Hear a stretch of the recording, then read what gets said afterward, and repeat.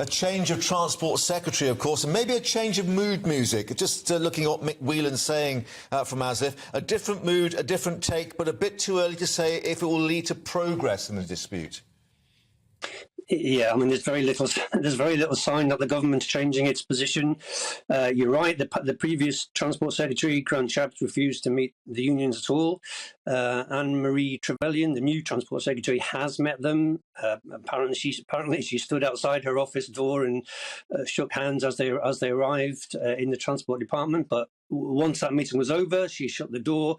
And the door still seems to be shut on these negotiations as far as the government are concerned. And I think it's pretty clear now, certainly the unions are clear, unless the government start to get properly involved in these negotiations, these strikes will just continue. And there are some people in rail unions now who are talking about privately about these strikes going into the new year, not just on Saturday and next week. You know, we're talking about strikes continuing into New Year. Today's the 10th national rail strike. Next week will be the 11th. And so it's already one of the longest running rail disputes in living memory. And if this goes on into next year, it could end up being the longest one ever. But this is bad not just for passengers, it's bad for the government, it's bad for the unions. Where do you see any possible compromise? Is it possible to even dream that there could be a compromise? I mean, every dispute is settled and everyone has to compromise. You know, this dispute will eventually be settled and there'll have to be compromise, you know. But we're at the stage now where it is so deadlocked, it's going to take quite a big move.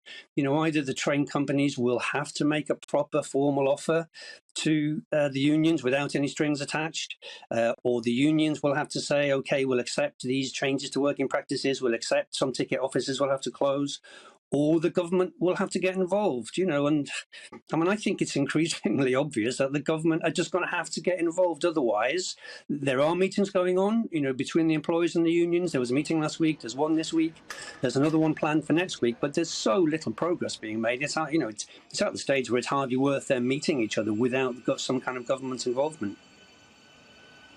Problem, Alan, it is so complex in that obviously ASLEF, as we understand, are just after the pay rise, not having had one, they say, for 2 years. But for the RMT and the TSSA and others, it's about removing ticket offices, it's about staffing and productivity and so on. Yeah, there are separate disputes. You're right, the ASLEF, the train drivers dispute, is purely about pay. There's no suggestion that anybody wants to cut back on the number of train drivers.